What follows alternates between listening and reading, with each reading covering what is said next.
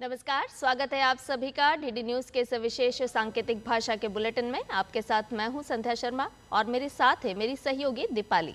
आइए बुलेटिन की शुरुआत करते हैं हेडलाइंस के साथ। मुर्शिदाबाद को न्याय का इंतजार, आज हिंसा पीड़ितों से फिर मिलेंगे राज्यपाल। महिला आयोग और मानवाधिकार आयोग की टीम प्रभावित इलाकों का करेगी दौरा।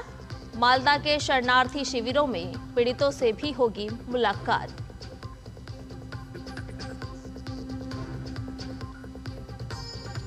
टैरिफ की टेंशन के बीच वॉशिंगटन में मिले ट्रंप और मेलोनी। संयुक्त बयान में दोनों नेताओं ने निष्पक्ष व्यापार समझौते की जताई उम्मीद।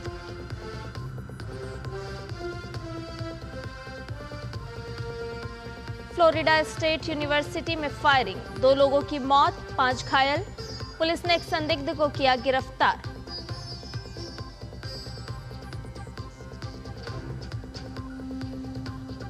और उत्तराखंड में 20 तारीख तक आंधी, ओलावृष्टि और भारी बारिश का अलर्ट। एसडीआरएफ ने सावधानी बरतने की दी सलाह। पूरे उत्तर पश्चिम भारत में आज से मौसम बदलने के आसार।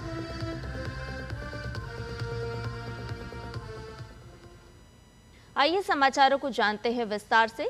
मुर्शिदाबाद हिंसा के पीड़ित परिवारों से आज फिर राज्यपाल सीवी आनंद बोस मुलाकात करेंगे। इससे पहले कल पश्चिम बंगाल के बीजेपी अध्यक्ष सुकांत मजूमदार पीड़ितों को लेकर राजभवन पहुंचे और उनकी राज्यपाल से मुलाकात करवाई।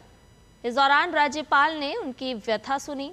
पीड़ितों ने बताया कि कैसे उनके लोगों को मारा गया, उनका सामान लूटा गया, घर दुकानों में दंगाइयों ने आग लगा दी और उन्हें अपना घर छोड़कर जाना पड़ा। मुर्शिदाबाद के सैकड़ों हिंदू परिवार बेघर होकर पलायन करने को मजबूर हैं। कोई मालदा में शरण ले रहा है तो कोई कहीं और। इस बीच महिला आयोग और राष्ट्रीय मानवाधिकार आयोग की टीम बंगाल के दौरे पर है। दोनों टीम हिंसा से प्रभावित इलाकों का दौरा करेगी।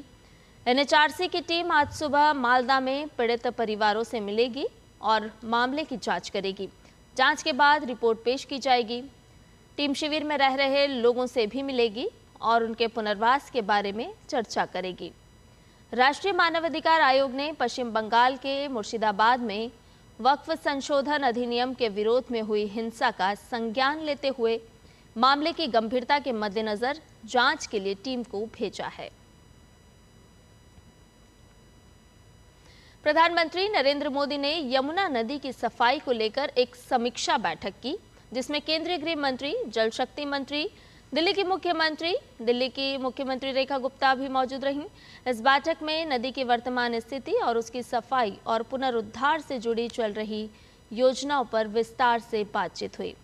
ड्रेनेज प्रबंधन, ठोस कचरा प्रबंधन, सीवेज प्रबंधन, सेप्टेज और डेयरी अपशिष्ट प्रबंधन, औद्योगिक अपशिष्ट प्रबंधन, अपशिष्ट जल उपचार अवसंरचना में कमियों की पहचान और उसकी निगरानी के उपाय, यमुना नदी के प्रवाह में सुधार, बाढ़ क्षेत्र का संरक्षण, ग्रीन रिवर फ्रंट का विकास और जन जागरूकता जैसे कार्यों पर विशिष्ट समय सीमाओं के साथ विस्तृत चर्चा की गई। दिल्ली की पेयजल प्रणाली का पुनर्वास कर जल रिसाव और गैर राजस्व जल को कम करने की तत्काल आवश्यकता पर जोर दिया गया।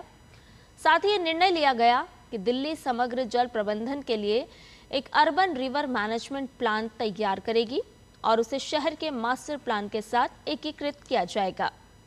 यमुना नदी के हरियाणा खंड, दिल्ली खंड और दिल्ली से प्रयागराज के संगम तक के खंडों में की जाने वाली कार्रवाई पर भी चर्चा की गई।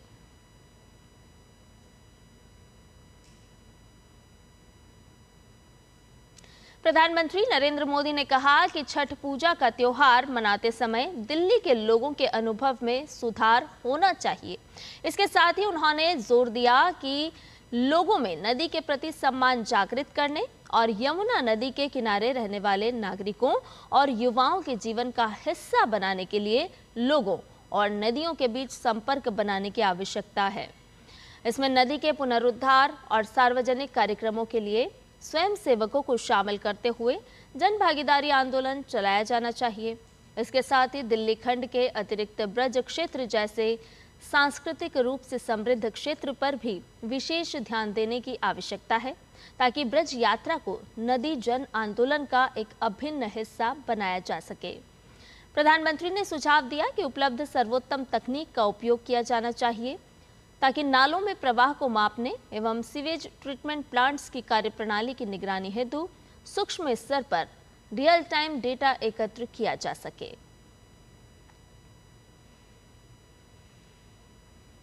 राजधानी दिल्ली में कल पूरी रात पुलिस ने पेट्रोलिंग की। विशेष सुरक्षा अभियान के तहत रात 11 बजे से सुबह 3 बजे तक जगह जगह पर पुलिस अधिकारी गश्त करते। इस दौरान वाहनों की जांच की गई। दिल्ली के दक्षिणी क्षेत्र में पुलिस उन इलाकों में ज्यादा सक्रिय नजर आई जहां आमतौर पर अवैध शराब और ड्रग्स मिलने की खबरें पिछले दिनों देखी गईं।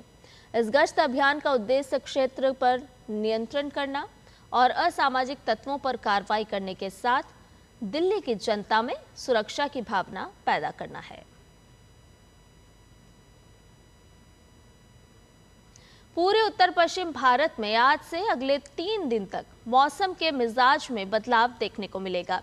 तेज हवाएं और बारिश की संभावना मौसम विभाग की ओर से जताई गई है, लेकिन उत्तराखंड में आज से 20 तारीख तक आंधी, ओलावृष्टि और भारी बारिश की चेतावनी दी गई है। पिछले कुछ दिनों से कुमाऊं मंडल में बारिश और ओलावृष्टि देखने को मिल रही है, लेकिन आज से गढ़वाल मंडल में भी बारिश देखी जा सकती है। मौसम विभाग का कहना है कि पश्चिमी विक्षोभ के कारण 20 अप्रैल तक उत्तरकाशी, रुद्रप्रयाग, चमोली, टिहरी, पौड़ी और देहरादून के कुछ हिस्सों में बारिश होने के आसार हैं, जबकि राज्य के शेष जिलों में भी कहीं कहीं हल्की बारिश होने की संभावना है। बारिश ही नहीं बल्कि इन जिलों के लिए आकाशीय बिजली गिरने की भी आशंका जताई गई है। एसडीआरएफ ने लोगों को सलाह दी है कि वो सावधानी बरतें। आपदा प्रबंधन से जुड़े अधिकारियों और नोडल अफसरों को हाई अलर्ट पर रखा गया है।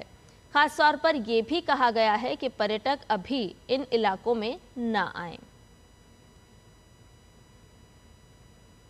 अमेरिका के राष्ट्रपति डोनाल्ड ट्रंप और इटली की प्रधानमंत्री जॉर्जिया मेलोनी ने व्हाइट हाउस में मुलाकात की। दोनों नेताओं ने अमेरिका और यूरोप के बीच संभावित व्यापार समझौते के बारे में आशा जताई है। राष्ट्रपति ट्रंप ने कहा कि यह व्यापार समझौता एक निष्पक्ष सौदा होगा और यह अवश्य होगा। हालांकि राष्ट्रपति ट्रंप ने इसकी कोई समय सीमा नहीं बताई। प्रधानमंत्री मेलोनी ने कहा कि उन्हें विश्वास है कि यह समझौता होगा। उन्होंने कहा कि पश्चिम एक फिर से महान बनेगा। वार्ता के बाद संयुक्त प्रेस कॉन्फ्रेंस में दोनों नेताओं ने पुष्टि की कि उन्होंने रक्षा खर्च, आप्रवास और टैरिफ पर भी चर्चा की। मेलोनी ने कहा कि वो ट्रंप को इटली की आधिकारिक यात्रा के लिए आमंत्रित करेंगी। राष्ट्रपति ट्रंप द्वारा सहयोगी देशों से आयात पर 20% टैरिफ लगाए जाने और फिर रोक दिए जाने के बाद इटली के प्रधानमंत्री वॉशिंगटन का दौरा करने वाली पहली यूरोपीय नेता हैं। प्रधानमंत्री मेलोनी ने पहले अमेरिकी टैरिफ को गलत बताया था।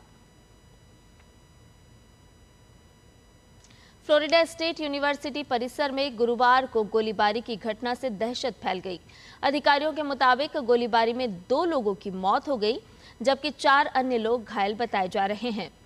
तलाहासी मेमोरियल हेल्थ केयर में घायल हुए लोगों का इलाज जारी है। मामले में पुलिस ने एक संदिग्ध को हिरासत में भी लिया है।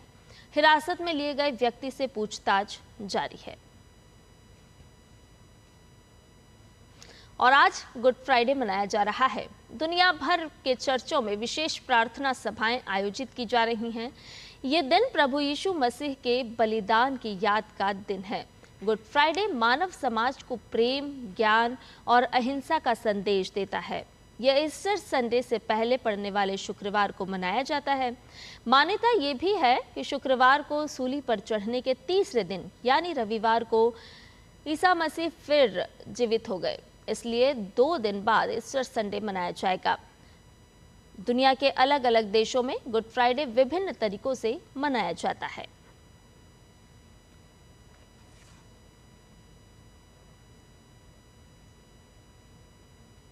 और आज विश्व धरोहर दिवस भी है। इस दिवस को मनाने का मुख्य उद्देश्य ये है कि पूरे विश्व में मानव सभ्यता से जुड़े ऐतिहासिक और सांस्कृतिक स्थलों के महत्व, उनके अस्तित्व के संभावित खतरों और उनके संरक्षण के प्रति जागरूकता लाई जा सके। भारत के स्टार भाला फेंक एथलीट नीरज चोपड़ा ने सीजन की शुरुआत गोल्ड के साथ की है। नीरज इस साल पहली बार ट्रैक पर उतरे और स्वर्ण पदक जीतने में सफल रहे। 2 बार के ओलंपिक मेडलिस्ट नीरज ने दक्षिण अफ्रीका के पोर्टचेफ्स्ट्रूम में एक इनविटेशनल टूर्नामेंट में गोल्ड मेडल अपने नाम किया।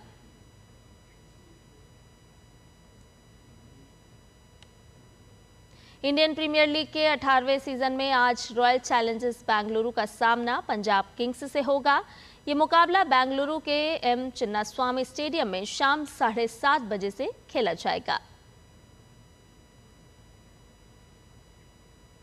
मुंबई इंडियंस ने आईपीएल के 18वें सीजन में लगातार दूसरी जीत दर्ज कर ली है। टीम ने गुरुवार को सनराइजर्स हैदराबाद को 4 विकेट से हरा दिया। और इसके साथ ही इस विशेष सांकेतिक भाषा के बुलेटिन में फिलहाल इतना ही। मुझे और मेरी सहयोगी दीपाली को दीजिए इजाजत। नमस्कार।